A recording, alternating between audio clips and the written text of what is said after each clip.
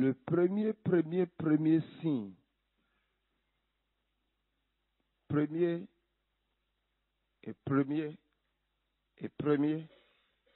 premier signe pour reconnaître une personne spirituelle, c'est l'amour. Toute autre chose là, c'est faux. Les autres participent. C'est ce que la Bible montre ici. Il dit le fruit de l'esprit, c'est l'amour. Donc quand quelqu'un dit que moi je suis une personne spirituelle, la première chose qu'il faut voir, c'est de voir est-ce que cette personne marche dans l'amour.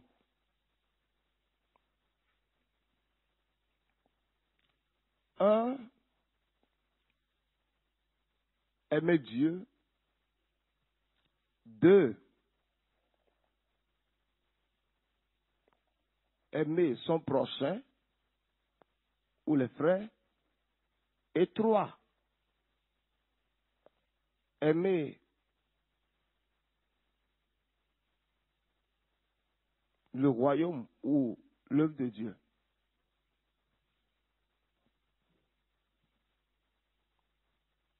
Amen.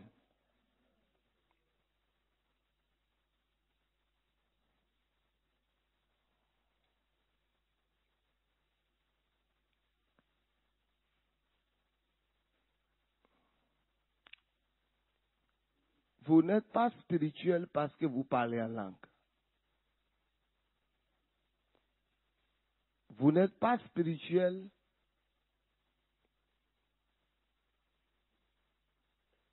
parce que vous chantez. Vous n'êtes pas spirituel parce que vous donnez l'offrande. Toutes ces choses participent. Parfois, quand je regarde les personnes qui prétendent être réellement spirituelles, ces personnes n'ont pas un seul point biblique de la spiritualité dans leur vie. Parce qu'il y a des choses qu'on doit pouvoir retrouver dans la vie d'une personne qui est spirituelle.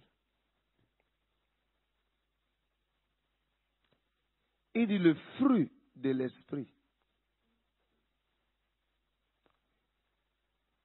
Maintenant, quand on parle du fruit, il faut comprendre ici que quand un arbre est planté, aussi longtemps que l'arbre n'a pas encore porté du fruit, ça veut dire qu'il reste encore pour l'arbre là. Quand le Saint-Esprit vient dans le cœur d'un croyant, parce que personne ne peut aimer sans le ministère du Saint-Esprit dans son cœur.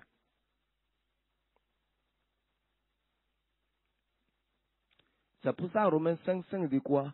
Que l'amour de Dieu est répandu dans nos cœurs par le Saint-Esprit qui nous a été donné. C'est le Saint-Esprit qui répand dans notre cœur l'amour pour Dieu, qui nous répand dans notre cœur l'amour pour les choses de Dieu, l'amour pour les frères. Sans le travail du Saint-Esprit dans nos cœurs, nous ne pouvons pas aimer. Et je vous ai dit l'autre jour que le sentiment n'est pas l'amour. L'amour ne varie pas. Les sentiments viennent. Et l'amour, c'est toute une autre chose.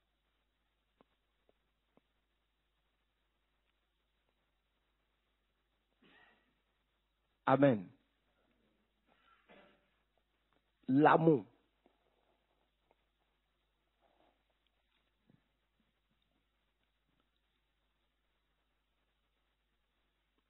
Écoutez ceci. Il y a beaucoup de choses que nous faisons. Et en faisant ces choses, ça montre, quel que soit le zèle que vous avez pour Dieu, ça montre l'absence sens du travail du Saint-Esprit dans votre cœur et dans votre vie.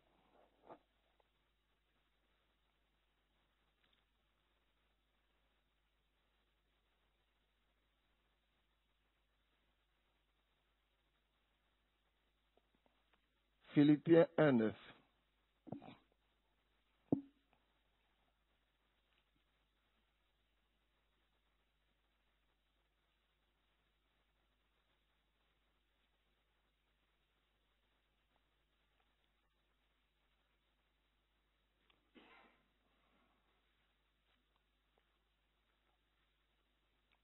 Philippiens 9.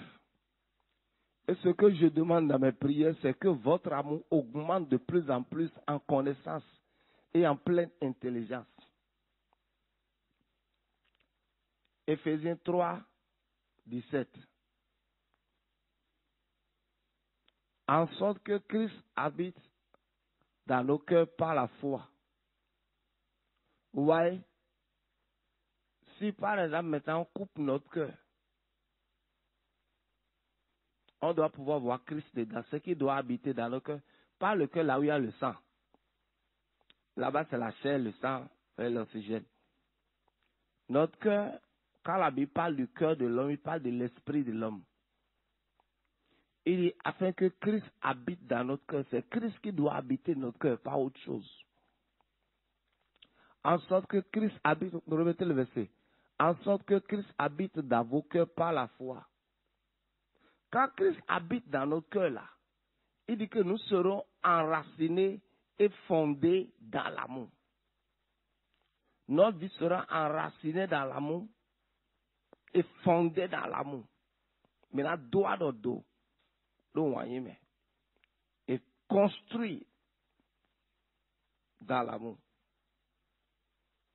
Une des premières choses que l'amour doit tuer en nous,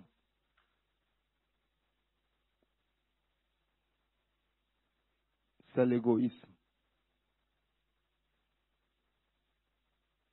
Et c'est quoi l'égoïsme? Me. Only me. Moi. Quand quelqu'un est égoïste, il est concentré que sur lui seul. He wants everything for himself. Amen. Dis Amen avec moi. Quand quelqu'un est égoïste, il dit, quand vous allez dans 1 Corinthiens 13, Paul va dire l'amour est si. Et l'une des choses qu'il va citer, il n'y a pas l'égoïsme dans l'amour. S'il vous plaît. Si tout ce que vous faites, il n'y a pas l'amour dedans, ce ne serait pas accepté par le Saint-Esprit. Si vous avez la haine dans votre cœur, vous serez désagréable devant Dieu. 1 Jean 2, je passe, 1 Jean 2, quand vous lisez tous les livres de Jean, il parle mieux sur l'amour. Quand il dit, celui qui n'aime pas demeure dans l'obscurité. Celui qui n'aime pas, autrement dit, n'est pas né de nouveau. Il dit, celui qui n'aime pas demeure dans l'obscurité.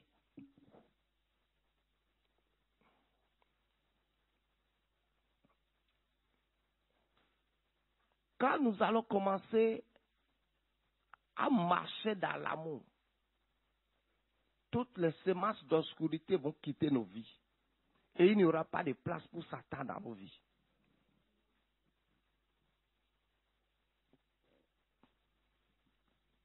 Il y a plusieurs activités que les gens font. Et c'est le signe que les gens là ne sont pas du tout spirituels. Parce que je vous dis, quand on dit que quelqu'un est spirituel, ce n'est pas être en train de dire babazanda. Ce n'est pas ça être spirituel. Ça participe, ça aide à être spirituel. Mais parler en langue ne veut pas dire que quelqu'un est spirituel. Prier, jeûner ne veut pas dire que quelqu'un est spirituel. Ça participe. Ce que la Bible dit, il dit le fruit de l'esprit, c'est l'amour. Quelqu'un qui marche réellement dans l'amour, c'est le début d'une vraie spiritualité. Et c'est le haut niveau de la spiritualité.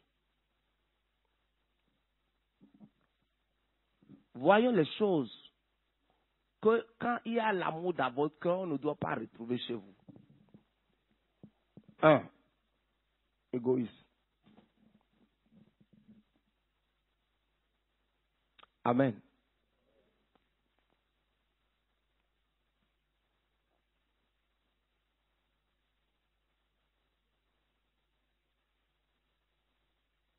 Et c'est quoi être égoïste? Tenons-nous debout.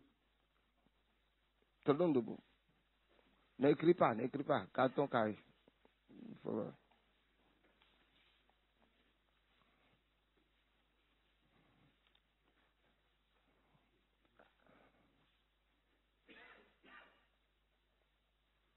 Quand je vais dire quelques 2 ou 3 choses, je vais arrêter là.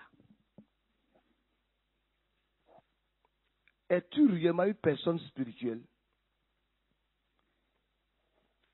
Tu n'es pas spirituel parce que tu vois des visions. J'ai dit quoi? Non. Ce n'est pas avoir des visions qui fait de toi une personne spirituelle. Quand tu es une personne spirituelle, le premier signe, le premier,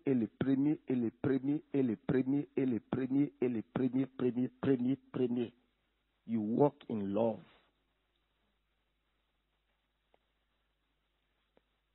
You walk in love. Et quand tu as l'amour, il y a des choses qu'on ne va jamais trouver chez toi. Quand quelqu'un a l'amour, il ne pense pas à lui seul. Il n'est pas égoïste. Quand on dit quelqu'un est égoïste, vous savez ce que ça veut dire? Hein? Ça veut dire quoi? It means only, tu penses qu'à lui. Ouais, nos foyers là, hein? Nos mariages là, beaucoup de nos mariages, il n'y a pas l'amour dedans. J'ai dit quoi? Il n'y a pas l'amour dans beaucoup de mariages. Je n'ai qu'à vous dire ce qu'il y a dans les mariages. There is no love.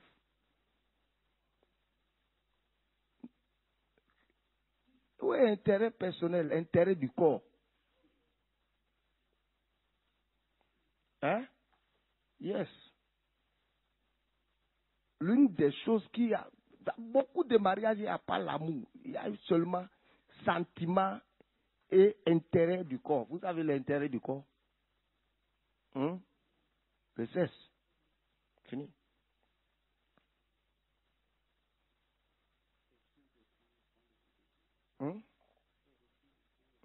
Donc, dans beaucoup de mariages là, il n'y a pas l'amour. There's no love. Tu es juste là sous mon toit et puis tu m'aides à détendre mon corps. Et puis on est ensemble. L'homme ne doit pas rester seul, la femme ne doit pas rester seule. Tu es, on est ensemble là. Au moins j'ai un chapeau où les gens ne vont pas m'insulter au dehors que je suis. Parce que, écoutez, je vais vous dire quelque chose, hein, que vous le vouliez ou pas. Vous les femmes, you love it, you don't love it. You agree, you don't agree, you disagree, you don't disagree. Je n'ai qu'à vous dire quelque chose. Je n'ai qu'à vous dire, listen to me. If you agree, you don't agree, you accept, you don't accept, what I'm going to say is true. Quel que soit ce que ton mari est là, si tu es un mari, c'est un grand honneur pour toi dehors. Listen to me. Parce que c'est pour ça quand on dit en anglais, husband, l'explication même, ça veut dire honneur. Tu vois. Donc, quand tu es marié là, la présence de ton mari seulement, mais un type d'honneur, c'est ce que la Bible dit. C'est ton mari dans ta vie a un chapeau sur ta tête. If you agree, if you don't agree, this is the name. If you agree, you don't agree. C'est la raison pour laquelle quand une femme est mariée, quoi, il y a toujours une certaine valeur qu'elle a aux yeux des gens. Quand tu n'es pas marié là, c'est-à-dire les gens vont te considérer, mais toi-même, you feel like there's something. Tu vois, c'est pour ça seulement, quand un homme divorce là, le scandale côté l'homme là, ce n'est pas... Quand il y a divorce, la personne déshonorée, ce n'est pas l'homme. C'est la femme. Arrête de faire ta bouche. Mean to the mouth. Listen to me. Listen to me. If you agree, if you don't agree. Dès qu'une femme est mariée, c'est comme une couverture, un chapeau, un grand chapeau. Le grand chapeau que les femmes portent là. C'est venu. Un parapluie. C'est venu sur lui. Tu vois, c'est pour ça. Tu ne vas jamais voir sur la carte d'identité d'un homme Monsieur Zosu Abraham.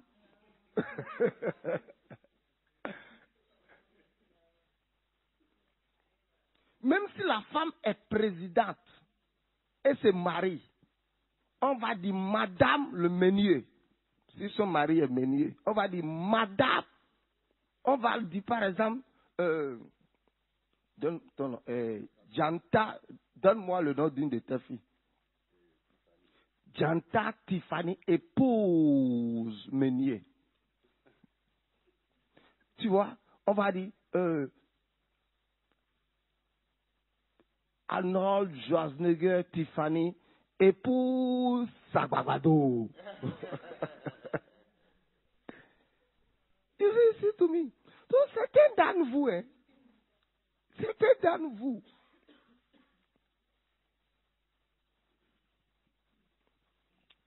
La présence d'un homme dans ta vie, ça veut dire beaucoup de choses. Ça veut dire beaucoup de choses. Si ce n'est pas quelque chose, pourquoi beaucoup de femmes qui ne sont pas mariées sont en train de pleurer, en train de jeter, en train de dire ma vie est comme ça? You don't know it. You don't really know it. Ok, je ne suis pas là-bas.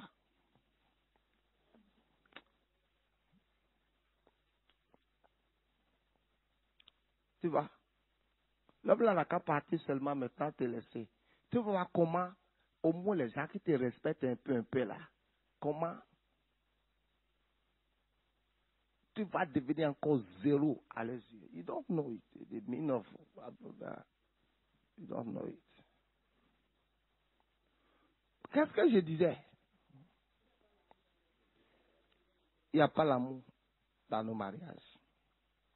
Parce que l'amour veut dire quoi? Je ne suis pas égoïste. Dans ce mariage-là, je ne pense pas qu'à moi. Je pense à moi, je pense à toi, je pense à nous.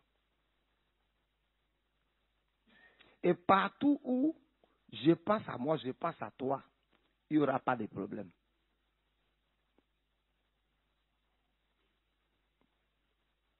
Je pense à toi, je pense à moi, il n'y aura pas de problème.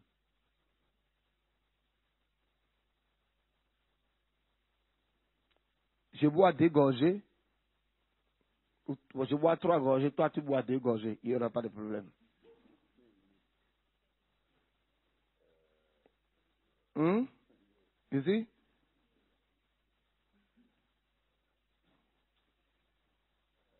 Quand il y a une relation sexuelle, la femme jouit, l'homme jouit, chacun a pris pour lui.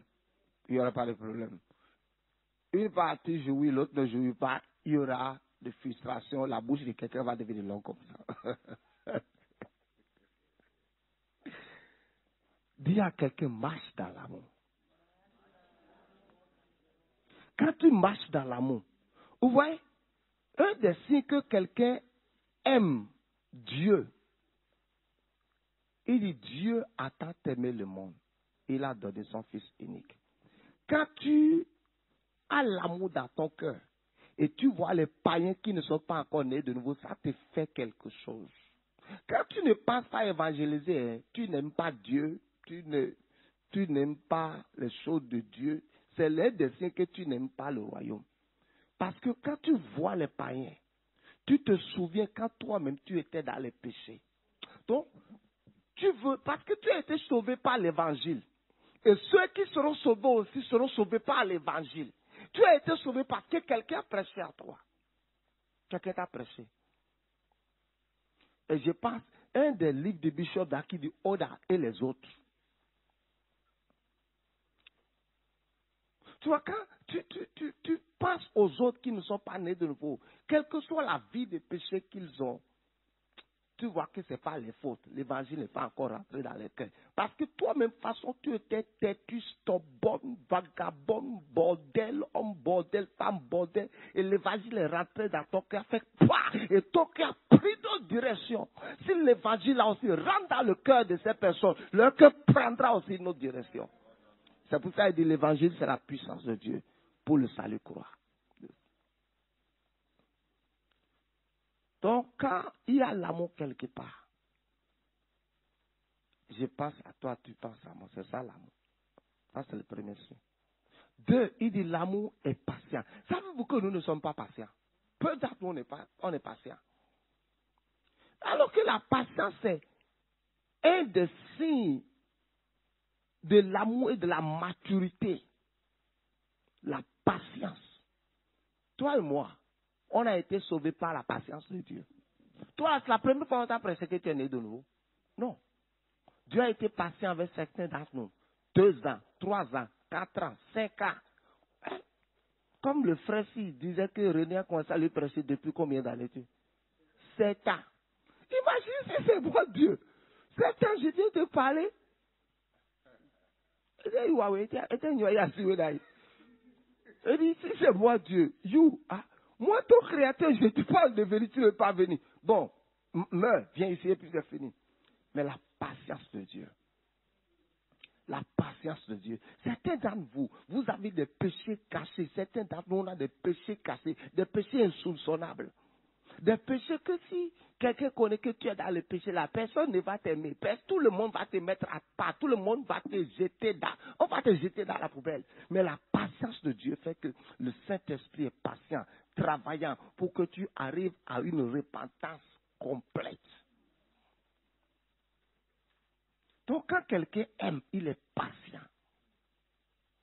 Quand tu n'es pas encore venu à ce niveau de patience, ça veut dire quoi? Que tu n'es pas en train de grandir dans l'amour.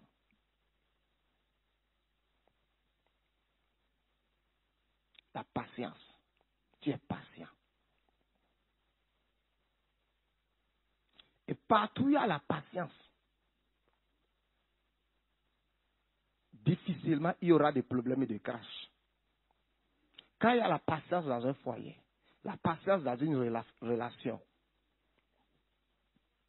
les gens se supportent, il n'y aura pas de crash. Je suis patient envers toi, tu es patient envers moi.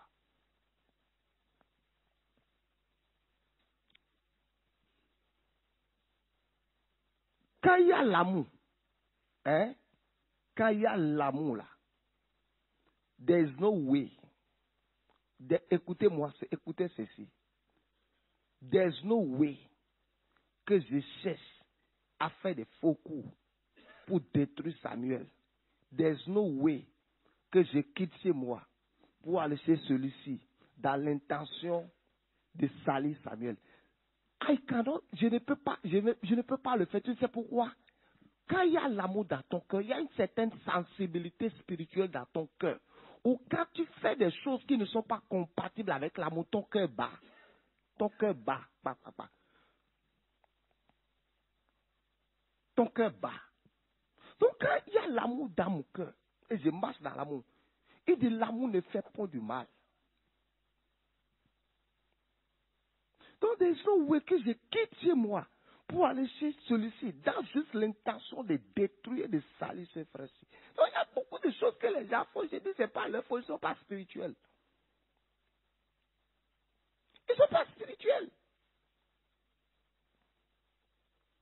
There's no way. L'amour ne fait pas du mal.